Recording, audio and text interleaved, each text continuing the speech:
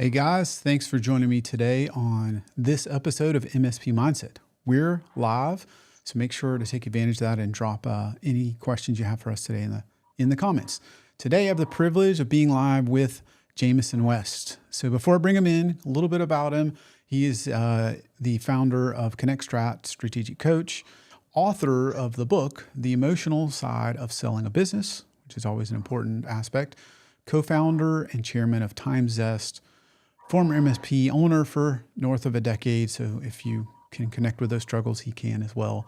And he has just a real passion and for accountability, getting the right people and setting the right culture, which is something I always love to talk about. So without further ado, welcome, Jamison. Thanks for being here. Thanks for having me. Appreciate it. Absolutely. I'm so excited to talk about this. This culture, people, the right fit is just a personal passion of mine. I know it is of yours. So before we get into some of that, tell us a little bit about, the MSP you built, how long it was you ran it. Was it your first business you sold? Give us a little Yeah, background on you. yeah, sure. I was it was a long time ago, 1995. I just a little bit out of college at University of Washington, and then I had uniquely, probably a little different than most MSP owners. I was actually a business major as opposed to an engineer. Right? I'm really more core focus on business and entrepreneurialism than technology, but I've always been passionate about technology. And I had an opportunity to do some consulting work for a computer forensics company in 95, and they asked for an invoice. And so I wrote Jamison West Consulting Services on it, and my MSP was born. It took about 30 seconds to name the company, and that survived until 2011 when I rebranded as Arterian. But 21 years, and grew that MSP over 21 years, really from 2010 to 2012. And in 22 months, I did 4 acquisitions and kind of went from 10 people to 40 people pretty quick, and then sold it in 2016. So Over what time period was that you went from 22 four? months from July 2010 to like May of 2012. There were 4 acquisitions. It was a rapid fire, and actually, I'd say that was where I realized how important culture is to an organization, and how badly I'd broken it by doing that many acquisitions that quickly. Because ultimately we had five companies of 5 to 15 people each, all under one roof, and it was extremely difficult to bring those organizations together because they did have very, very different cultural norms and expectations. So that was really that's where I really delved into leveraging kind of the culture side of what it takes to build a strong business. Gotcha. So interesting. Where I want to go unpack that. So you said 22 months roughly, you went from Just under four 2 years, people to four 40. companies. Yeah. So what changed in your mindset? What flipped where you spent all those years going right to 4? And Yeah. I can relate to It that, was taking a we get long to time to about get 10. somewhere. Yeah, we Okay, were we were at about 10. about 10, and we were starting to grow, and it had been a lifestyle company for years. I was young, I was in my 20s and having fun. It was a lifestyle, and then I got a little more serious about it. In 2006, roughly, I met a bunch of industry people all at a conference, SMB Nation, up in Seattle.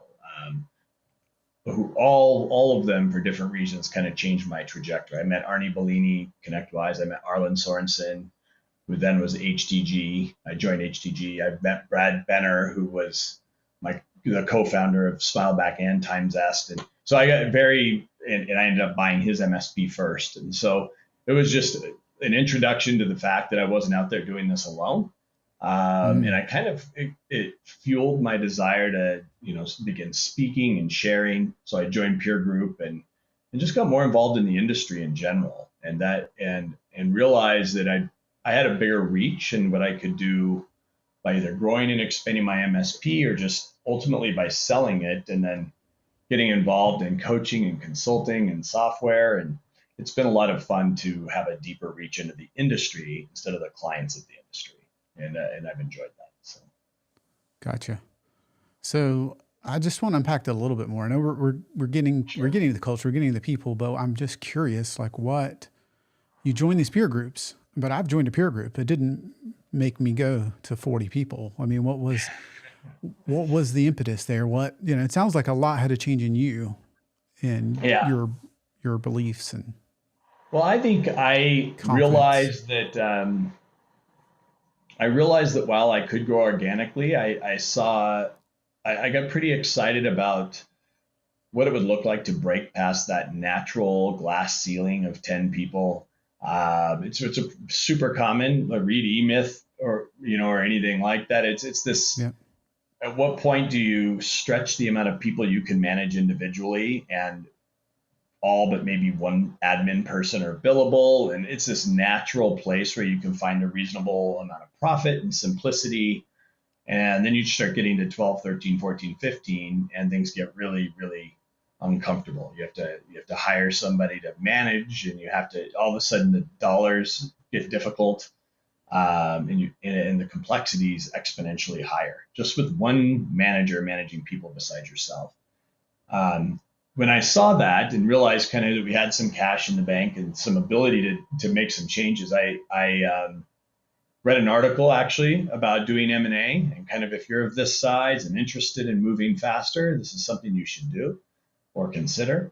And right away, I said, I've got to stop just the lifestyle business and start growing this thing. And so I just decided to pour a few years into really growing the business and having more impact.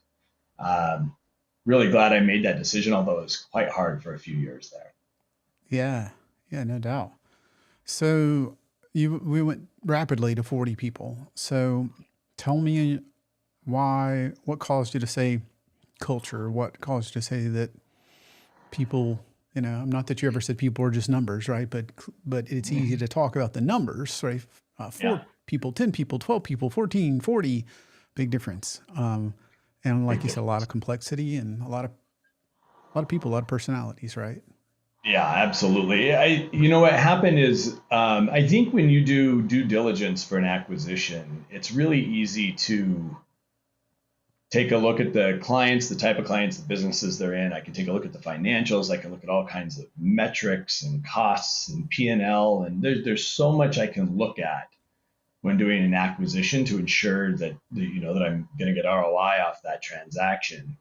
The hardest thing to do due diligence on, in my opinion, is culture. It's not like I can if I'm looking at a potential acquisition, I don't get to go sit in their office by the water cooler for a week and just talk to the employees and say, I'm thinking about buying this place. How do you guys Right. all behave? Right? You don't get to do that. Um, I had the good fortune on my first acquisition.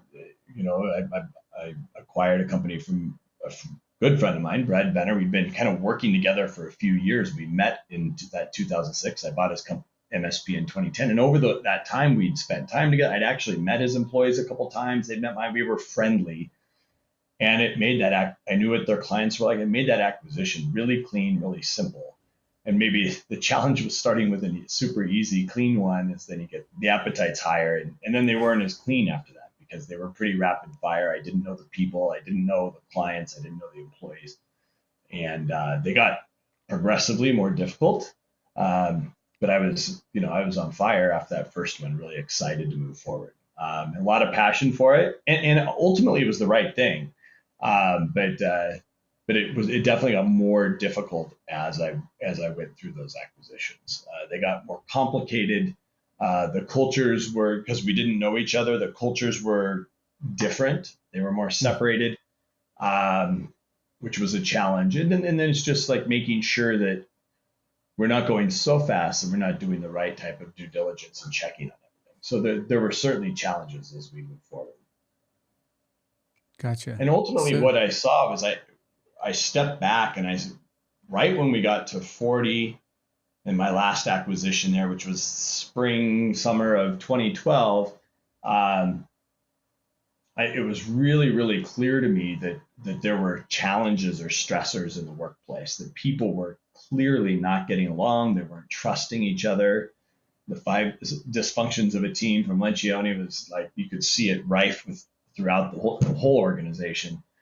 And ultimately, that's when I decided to create a culture guide. I borrowed from somebody in my peer group, modified it to be my own, and then brought it back to the office and went through it in some detail. Probably spent an hour long meeting just kind of rolling out this culture guide to my team. And the next day, a couple people didn't come to work, which scared me. Thought I did the wrong thing, but ultimately clearly did the right thing. They were the right people to not come back to work. I think they felt like they were called out when I kind of went through, here's the behaviors we will and will not tolerate. And the funny thing is when you have 40 people, it's not like I'm watching all 40 people's behaviors all day, every day. So I didn't really know exactly where the challenges were, except for that after we did that and a few people didn't come back, I had some really great people come to me and say, I was about to leave. And if you hadn't made that course correction, you would have lost me. So we knew we did the right thing. We really kind of put our foot down and said, this is what our expectations are from a cultural perspective. Nice. So talk to me about your acquisitions, right? You mentioned you were friends with them. That seems to be atypical because you compete with all the folks in your geography as the norm. So will all of yours in your proverbial backyard? Are they spread out geographically? No, they were right there in my backyard. I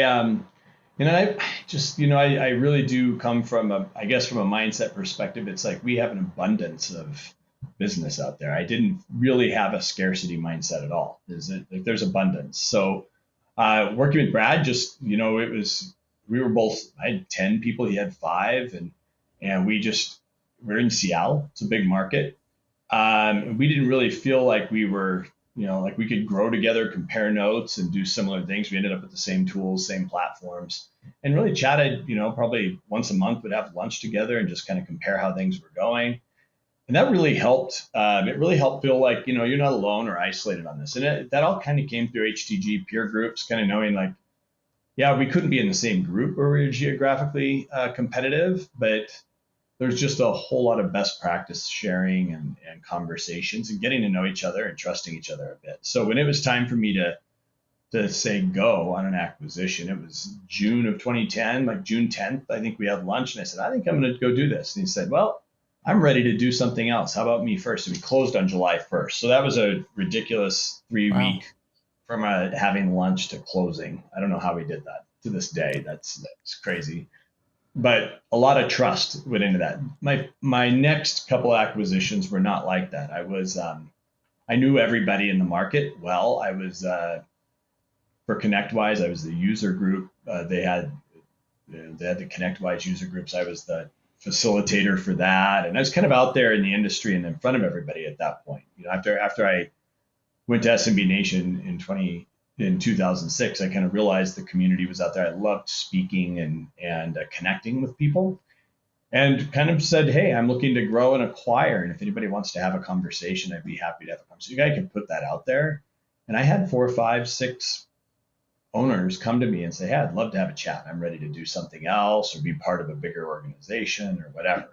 And so people were coming to me, and I had some decision making. I kind of had a platform to say I was interested in doing that. But again, I didn't know much more than the individual who owned the company. Through a couple of conversations, I didn't know the rest. I didn't know the business. I didn't know the people like I did with my first acquisition. So they ended up being far more challenging. We didn't get a date for 4 years before we got married, right? It was just like, whoa, let's go. And that's more challenging. Right. So you didn't date, you got married. Now you're meeting in-laws, and you realized it's not, it wasn't everything you thought it was going to be. It's a little different. What did you learn from that? Well, I learned that even though it's extremely difficult to do due diligence on culture, there are some tricks and methods. There's take time, make sure, and also know that some people aren't going to work out. You can't have this expectation you're going to do an acquisition or a merger or something like that, and everybody's going to be perfectly happy and accept the change and get along. And it's just not life, and that's okay. So you really taking the time to better understand that was a big one. The other one is I really learned strongly that where I missed badly is I knew what our culture felt like and looked like in our organization. I think when you have 10 employees or so, it's very easy to be, we were intentional, but it came just from me. I ran the organization. I was there every day. I set the expectations about cultural behaviors through my conversations. What did I accept? What did I not accept? All those things. But when we started doing acquisitions, I got more distracted. I had other people running the business. I was focused on M&A. I wasn't there all day, every day. We were hiring and buying and doing all these things. And without me impacting the culture in person all day, every day, it was very hard to set those expectations. So ultimately going, towards the end, after the final acquisition, when I saw it was a mess and I put the culture guide in place, which course corrected pretty heavily. I wish in retrospect that I'd had that cleanly defined before we went out there and started not only acquiring, but hiring. Like in general, a big part of our coaching at Connextra is like making sure that we have strongly defined our behavioral expectations of the team, and that's laid out very, very clearly, whether it's a hire or an acquisition or anything. It's like this is a non-negotiable. This is how we treat each other, and if you can't get on board, then this probably isn't the right spot for you. And it's a big focus. But creating a culture guide is a big focus of what we do at Connextra. It's just really the cost of hiring the wrong person is way more than their salary or however long they're there. It can actually, especially the higher people are up on the leadership ladder or whatever, it can damage an organization. It can damage reputation. You can lose other good people. It can set back your strategy by years. There's all kinds of negative impact. So that cultural fit is so important. And it's more to us, it's more than just core values. It's really getting down into specific behaviors, which is what the culture guide's about for us. So now I'm curious. Tell me about this culture guide. How do you develop one of those, right? Why? What is that? Is that more than an employee handbook? Yeah, it's more than that. It's a culture guide's really for us. It's about getting clarity on what the expectations are behaviorally out of everybody in the organization. So I'm a fan of core values. I like them. I understand why they exist. However, vast majority of companies that I've run into who just set, maybe 5 core values, the challenge is, and I've been on stage in front of many, many people, and I said, I'm going to read off 7 words. And if I hit more than half of your core values, raise your hand. And I can, integrity and I can customer service. And I can list these 7 words. And 90% of the audience raises their hand. Like, so everybody here has the same culture. There's no difference. And that's never the case, right? So the problem with just a core value like integrity or customer service, it doesn't say anything except for, we act honestly with each other. That doesn't mean, like, what's my definition? I've talked to people who have different ideas around the gray areas of what integrity means to them, or what does good customer service look like? Well, if you're trained up and know exactly how you behave with a client, great. But if somebody just says, hey, we love customer service, it's like, that doesn't mean anything. So the idea of a culture guide is going from these vague ideas of lofty core values into really specific behavioral expectations. And instead of there being 3, 4, or 5, it's usually 20 to 30 very specific behaviors and expectations. It's like, if you do what you say you're going to do, if you tell somebody, if you set an expectation, then it's on you to follow up and make sure that you've either finished on that expectation or properly handed off and communicated to whoever's going to take over. And then that permeates, like, now I've said what you're going to do. And when that doesn't happen, I can't say, let's have an argument about whether or not integrity was involved in this. And it's like, no, it's not that. It's like, here, you had this task, you made this promise to a client in an email, and then you dropped the ball. And we were very, very clear in our expectation of how we behaved there. So it allows you to scale culture through managers and people in a way that's very, very consistent without people's own definition of a this vague idea of a core value. And Gotcha.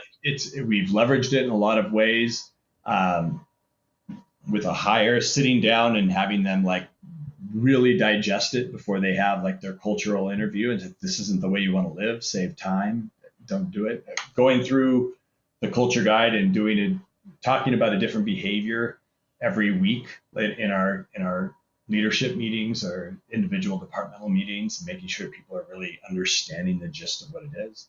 So there's a lot of ways to leverage it, but most importantly is every time one of a leader or somebody in an organization senses that there's a challenge with an individual, I just don't like what happened there, being able to tie it back to a specific behavior or two in the culture guide and having kind of a less subjective or conflict driven conversation. It's like, no, it's really clean. It's black and white. It's this contract you signed and you didn't behave that way. It's kind of like the same thing when I put metrics around, like say you have a tier one help desk team and there's these metrics and expectations. If somebody goes outside of those expectations as a manager, it's not me being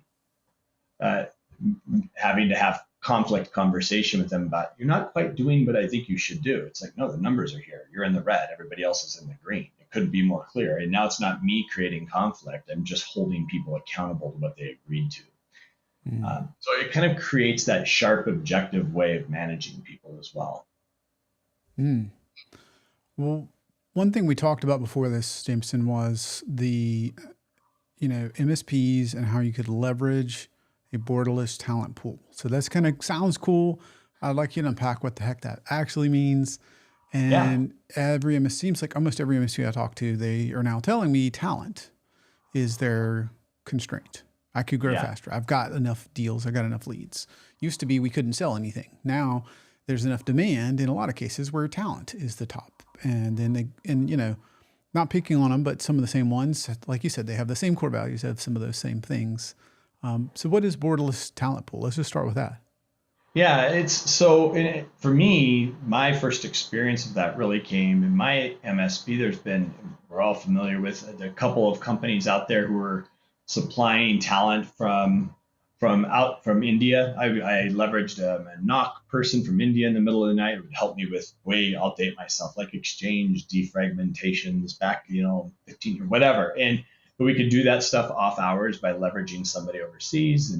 And it's embracing how that should work. Now, to me, there were a lot of challenges with that in the day. There was still a high level of discomfort or misunderstanding around how that should work. I think there were significant cultural differences. You were kind of just contracting a vendor who didn't have they were never viewed as an employee or part of your team fully, or it could be shared work. There were communication and cultural differences for us in working with the company we were working with, and we really, really struggled. I think what then happened is, frankly, COVID, right? So a couple of things started to happen over that time. People got really protective around what does loyalty and culture look like in an organization? Like, how do we focus on that? And how do we embed and even improve the way we work together culturally in a virtual or remote environment? That was something that went from not super acceptable for a lot of people to just downright necessary over COVID when people didn't go to the office. So now, as we're kind of coming out of all that, people are realizing, and I have several sizable MSP clients who did not renew their lease on their office building, and they are now virtual, right? Sizable ones where they swore in 2019 every single person would be in the office 8 hours a day, Monday through Friday. And now it's completely different. So what does that mean? Well, when I was in Seattle, I was competing with Microsoft and Amazon, and it was crazy trying to keep good talent. If they were really, really strong technically, they could easily make 4 times as much working at Microsoft or Amazon. Now they crush them usually. It was horrible, but it'd be hard for a 20-something not to go, I'm just going to spend 2 years there and earn what I make in 10 years at your MSP. So that was always a challenge. I'd lose really good people. I'd only keep the people who wanted the kind of work. They were happy in their job. But if they wanted money, they were gone. Mm-hmm. That's still the case. We're seeing that everywhere, right?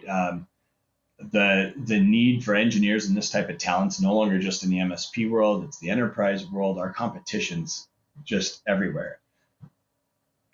A lot of MSPs have begun to embrace the ability to say, okay, wait, virtual. That means I can hire outside of my local area. And so absolutely have clients who are like, I'm in the Bay Area, but I'm going to hire somebody. And at TimeZest, we've had, we're virtual, we're very virtual, but sometimes we find great talent in these pockets of places that, account manager, I don't need to hire somebody in downtown San Francisco who's going to, wants unreal I don't need that. We're virtual, right? So we're going to find talented people in lower cost areas. Well, the same is true with borderless. And the challenge for borderless is, when I say borderless, I mean, okay, let's get outside the United States. The challenge for a lot of people is really cultural connection and an understanding of how that really works. And I have one of my very, very close friends created a company called Doxa in the Philippines. I was fortunate enough to be out there with him, meeting my people. Who I have a couple of folks in the Philippines. I actually moved them into the Doxa talent pool, and they've just created an organization that does, to me, a completely different level of how they recruit, how they employ, fairly treating their employees with benefits and time off and vacations that align with the Philippine culture, and completely de-risk what it looks like to the MSP. But as importantly, they do a lot of work around cultural alignment. So making sure that this is a dedicated, think of a PEO. So a lot of MSPs in the United States, I certainly did. I used one called TriNet. There's all of these PEOs out there where ultimately, even though somebody else is writing the paycheck, they are fully your employees. I had no employees at the end of my MSP. They were all part of TriNet, but they were all my people. So now these kind of BPOs or PEOs, these international ones, allow you to do the same thing and really protect you as an organization, an MSP. You're doing it right. You're not direct contracting anybody, but you're also getting this like a deep level of cultural alignment. And I find that happens in two ways here. That the favorite thing for me working with the Philippine culture is like their alignment to our culture here in the United States is stronger than most countries, right? It's been really, really strong. Very happy, positive folk. Which already I've got several clients at ConnectStrat who are leveraging MSP talent, and they're like, wow, they're increasing the positivity of our culture, and we're really kind of leveraging that to push our culture higher, which is amazing. But then also individually making sure that they have the right personality type of the role they're going to do, or for doing that kind of testing and assessment to ensure that we get the right people in the right seats is super important. You have a slightly different personality who's doing account management than you might for somebody who's doing payroll, than you might for somebody who's doing tier 1 tech support. Like how do they communicate? How do they interact? And so a lot of effort goes into ensuring that we get alignment in that regard. Yeah, I know a lot of us have struggled, and a lot of MSPs have struggled to adjust to either virtual or hybrid, and let alone borderless. So I want to dig into that a little more.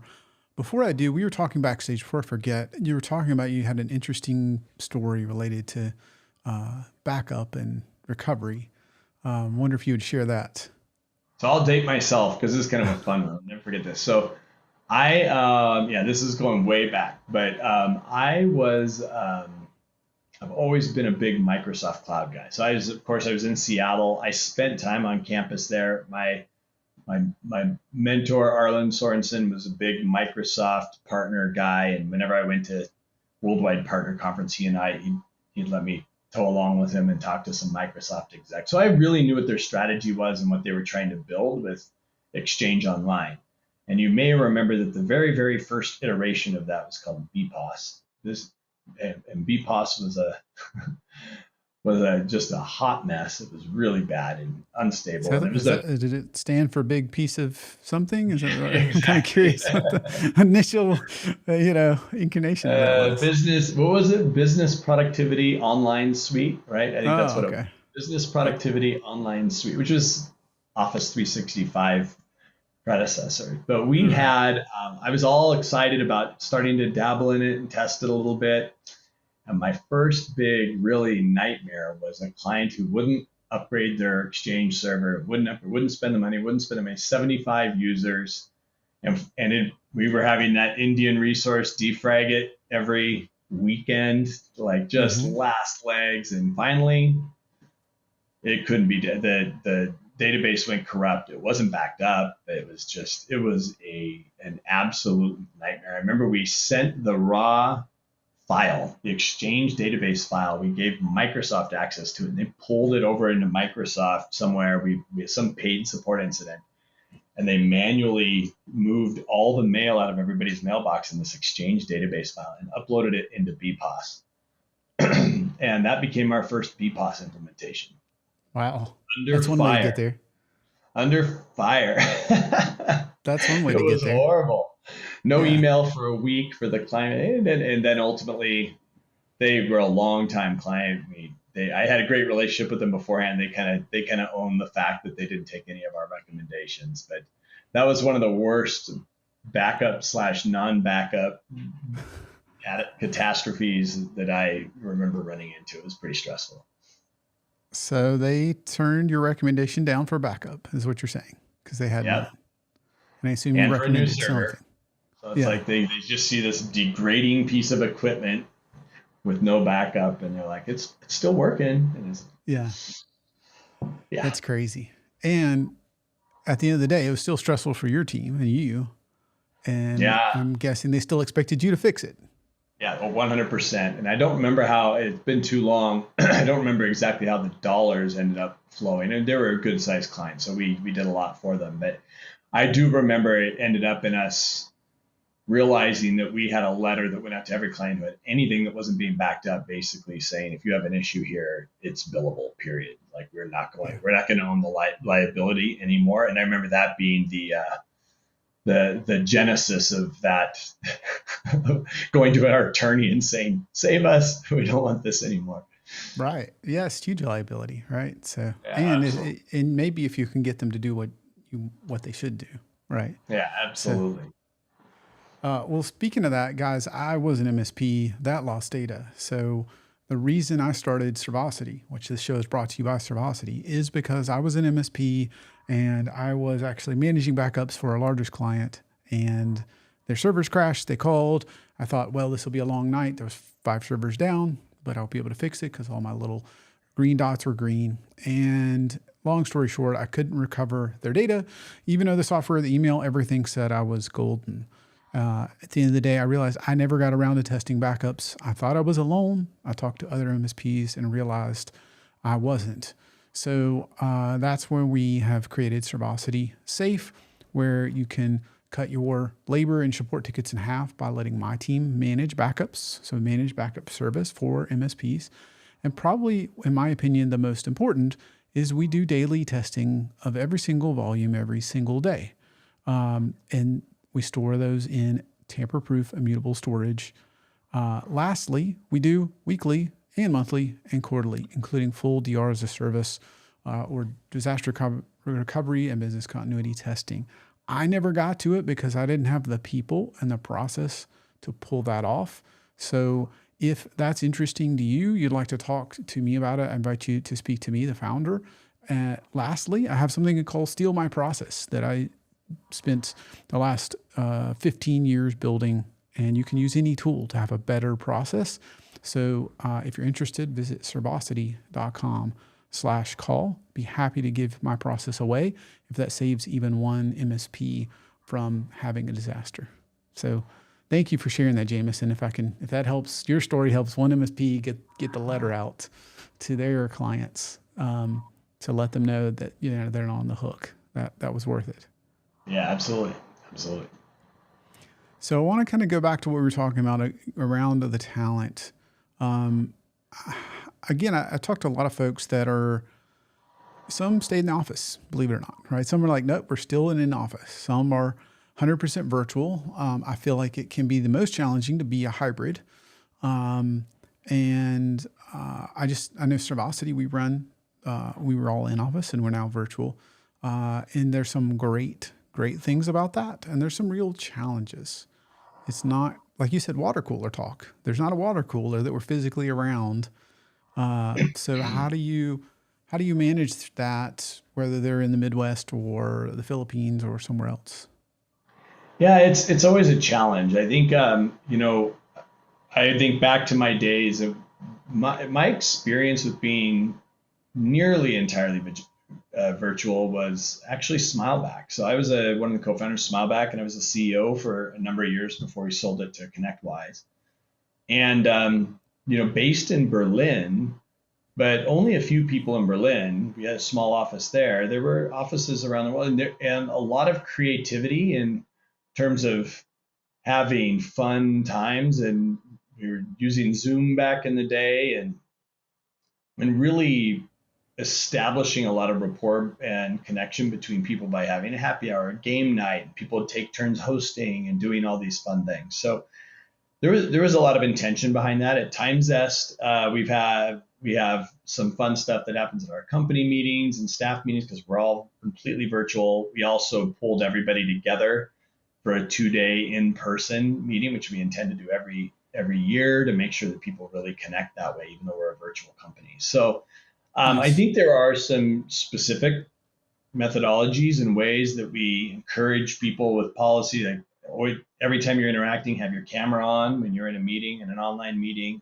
How we interact, we use Microsoft Teams now, how we interact and talk to each other and communicate what we're sharing about our day. How we kick off every meeting with some kind of personal connection and not just going into business, but making sure that we're able to have those conversations. That matters. So it's been a lot of that type of work, just making sure that people are always connecting, and as and you have to be intentional. It doesn't just happen organically, and nobody can be really left behind. You have to be really intentional about it. So I actually enjoy that. It can be fun for a lot of people, and I think that balance people get of being able to choose when and how they work virtually Mm. is really nice. I agree with your comment on the some of the hardest stuff I've seen out there is the hybrid approach, where there's this expectation for some people to be in certain places and not others. Somebody's always upset and feels like it's out of balance, right? And that's Yep. a challenge.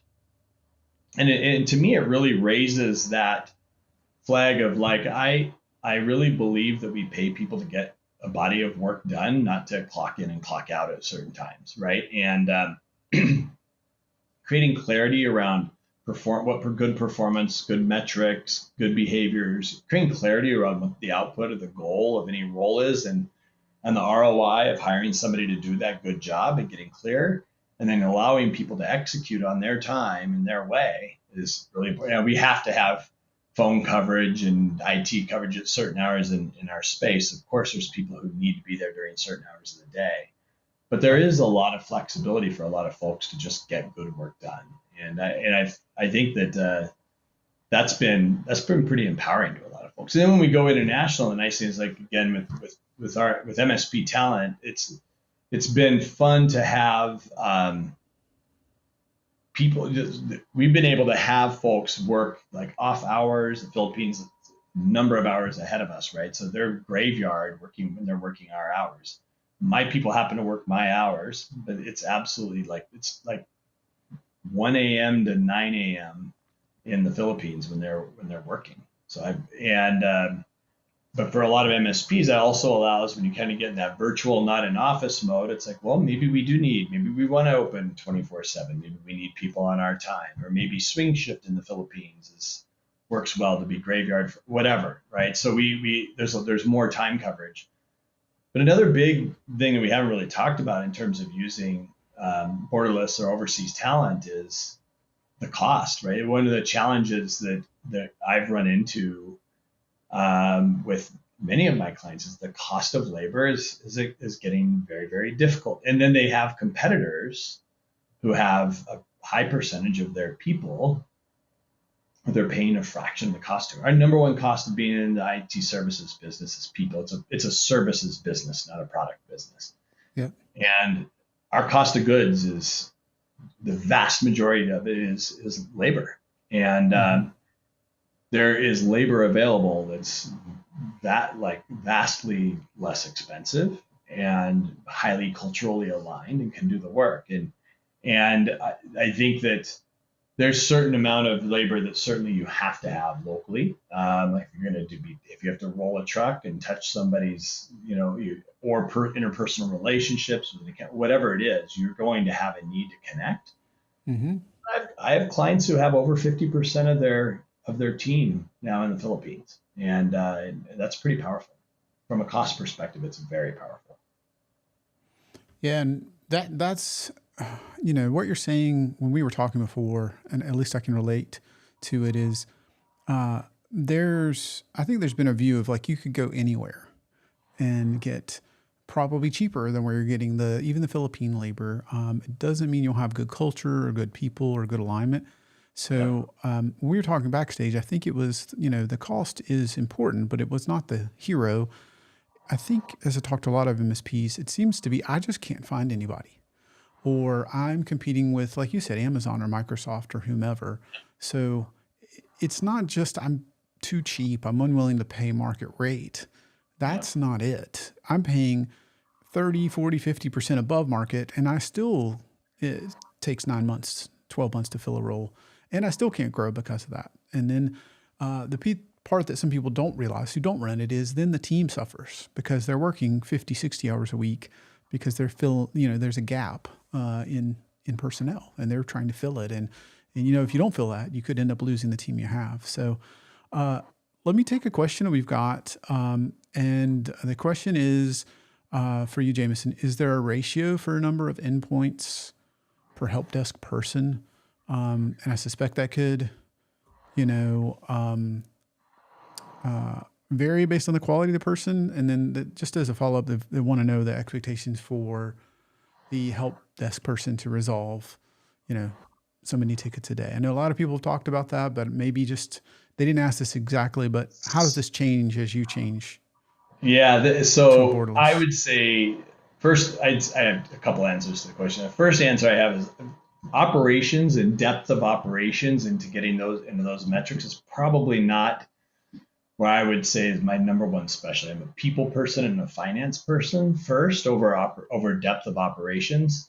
But I have seen some of these. I'm probably less comfortable in saying ratio of number of endpoints per help desk person. I've seen from all my time in my peer groups and everything, it has varied massively depending to some degree on what's included in your managed service contract. I mean, there's some standards out there, but I have clients who are just purely doing very restricted, low cost help desk resolution. I have ones that include vastly more in what they cover with their service contracts, which dramatically reduces the number. They're charging more per user or per seat, but it dramatically lowers the number of endpoints that somebody's supporting at the ratio.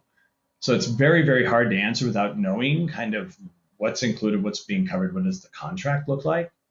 I've always viewed it more like a W-2 multiple, making sure that I'm getting 2.5 to 3x my cost of labor in my contracts, right? So if I have, if I have a person that I'm paying $50,000 a year, then they should be doing $125,000 to $150,000 in revenue that they're covering or billing out. And then you have to add up everybody in your managed service team and add up your total annual revenue and say, are we hitting those W-2 multiple ratios? And that's a better measure to me than just number of endpoints, because that would vary.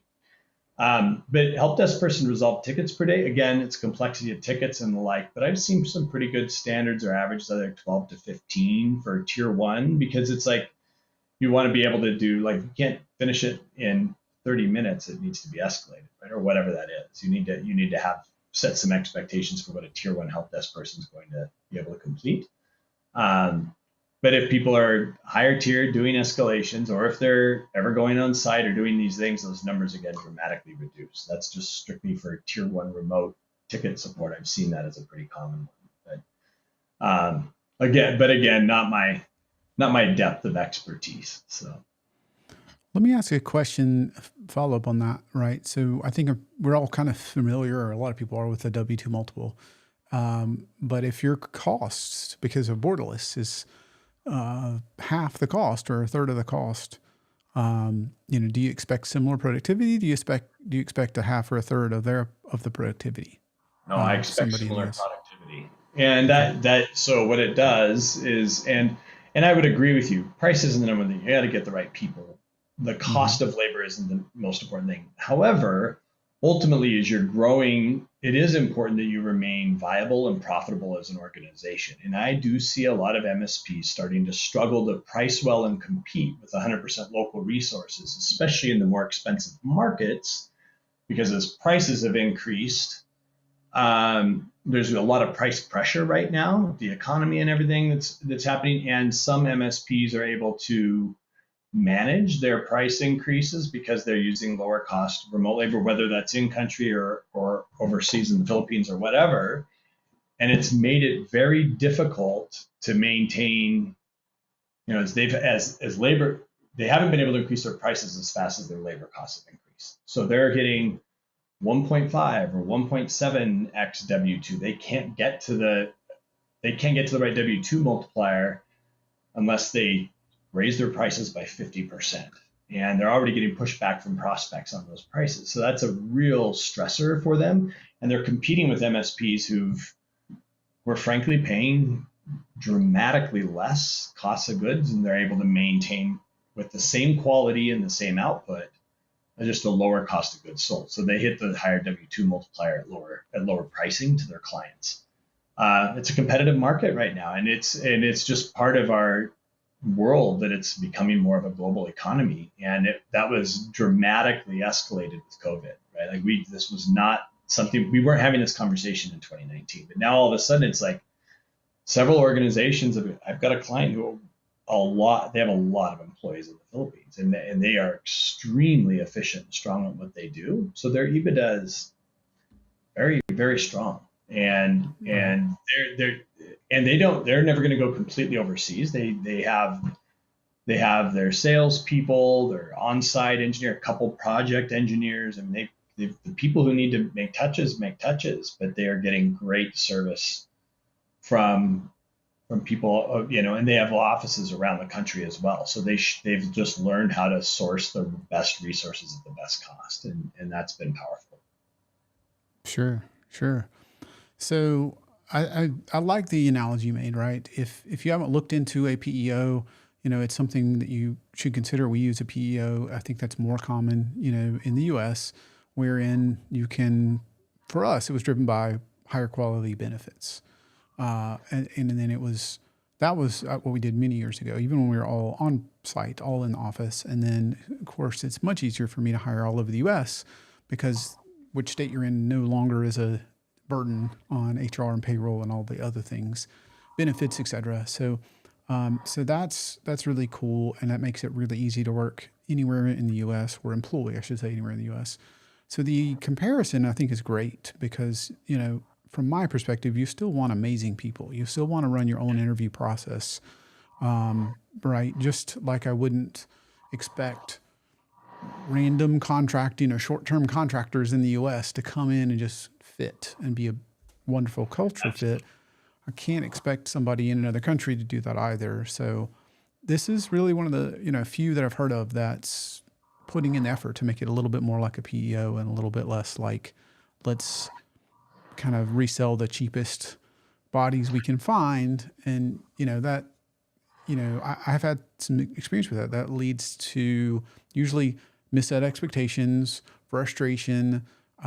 If you're not careful, you can actually go backwards because you can tie up your other people's time trying to interact with them. And it's not really about cost because, in my opinion, what you kind of said there, Jamison, is when you can do this and do it in a cost-effective manner, then you can actually staff appropriately. and that allows the rest of your team who may be here in the U.S. to actually have time off, to have time to sharpen their skill sets, to breathe. And when you're growing as a fast growing MSP, like that's not, as an MSP, one year we went from 4 to 17, and that was super stressful. It sounds cool unless you're in the middle of it, and then it's utter chaos. Yeah, absolutely. Yeah, it's been, I think, working with Doxa, who's like who backs MSP talent and is the backing company there. I think what's unique is I've worked with overseas talent where, like you said, they just assign a body. You get no choice. There's no interview or recruiting process. It's like, okay, here's your assigned person. Here you go. And then purely with a PEO, there's really no recruiting, right? So if I use TriNet or somebody like that as a PEO, I'm finding my own people, and it's just they're the HR doing the paycheck. So yeah. I think what's really unique about Docs and about MSP talent is it's the right combination of both, where, hey, you probably don't have the ability to properly recruit a great skill and culture fit in the Philippines because you're seeing the United States. So we're going to recruit based on exactly what your needs are, your cultural needs, your technical needs. And then you'd have interviews with the top few candidates or whatever, and then you make a decision, and then they're the PEO as well. So it's that right blend of very low cost, no upfront cost to like find the right person and then have a PEO manage them with good, strong cultural fit. And that's just, I find that to be extremely unique in the industry. It's not something I've seen, which is why I'm so excited to kind of bring it to this vertical. Yeah. And like you said, pre-2019, working remotely just wasn't a normal. The other thing is pre-2019, pre-COVID, it seems like depending on where you are, it hasn't slowed down.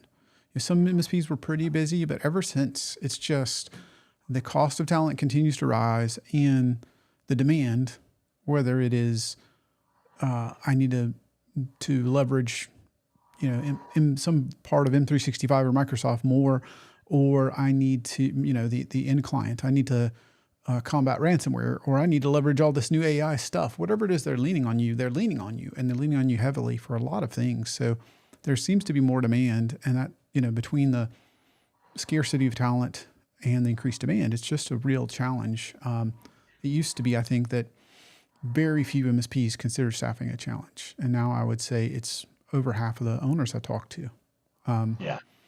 So help wrap this up. What's your best advice for how MSPs can secure top talent and keep the talent they have? Yeah. So first of all, culture, right? Keeping the best talent you have, for me, that was, and even in Seattle, it was like, what do you want to do? How do you want to work? What do you like?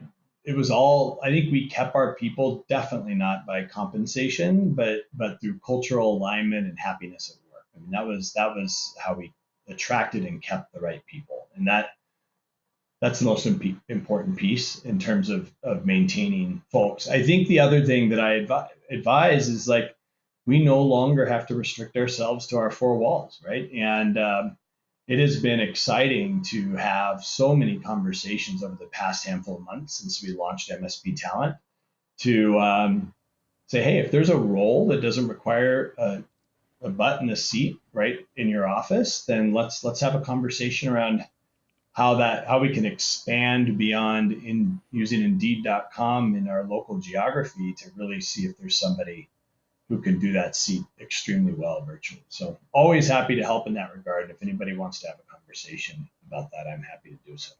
We have a tremendous amount of resources and a lot of folks right now.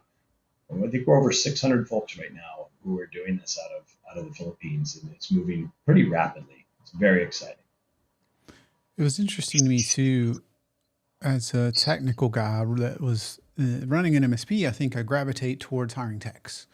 But you've got to have the dispatcher or the admin person, and you eventually hire the sales or the account manager or customer service or customer success. That's, so while I think you guys can go find the technical, things that maybe you wouldn't think of, dispatch and admin, account management, other roles, I think that you guys can help with. Is that right?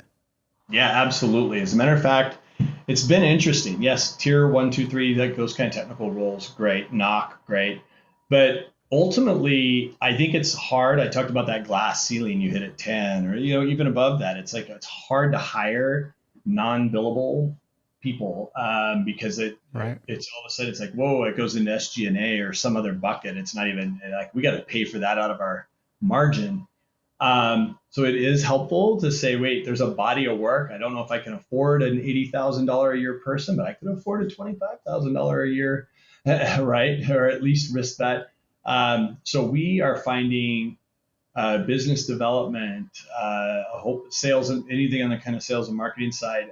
In the technical side, yes, dispatcher project coordinator. Like I can't tell you how many MSPs do a lot of projects and they have like their most expensive engineer spending half their time doing project management, coordination, and communication, where you can hire a very low cost person who's extremely versed in that and quite good at the customer service side, who's doing as way more billing because that's all billable if you're managing your finances right. So that's been a really interesting one is project coordination. And anybody in the kind of finance HR team, I mean, those don't need to be local resources. There's no reason. So those have all been areas that we've been able to fill roles beyond just the technical side. Because I frankly see, I have clients who get to 20, 30, 40 employees and they are very, very heavy and well versed on the technical side, but they're missing all kinds of these non-technical, but they're trying to outsource or they have one person doing 5 jobs and they're starting to stretch and squeeze and it's getting hard. So filling out that part of your accountability chart, which is another place I spend a lot of my time, is accountability charts, getting clarity on what all those roles look like and who's doing them. That's super important.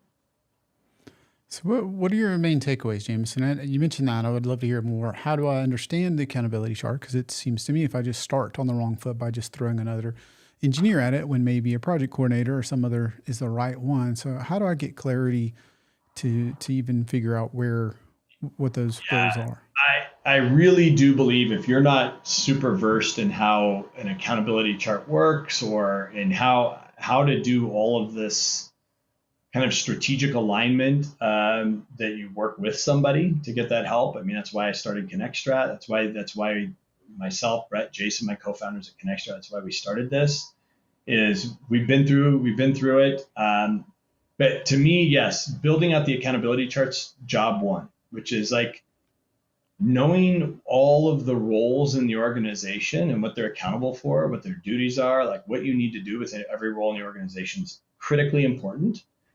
You should have likely more boxes on that. It's not an org chart. It's not a reporting structure. There's likely more boxes on the accountability chart than there are people in the organization, because a bunch of people in your smaller organization are wearing multiple hats.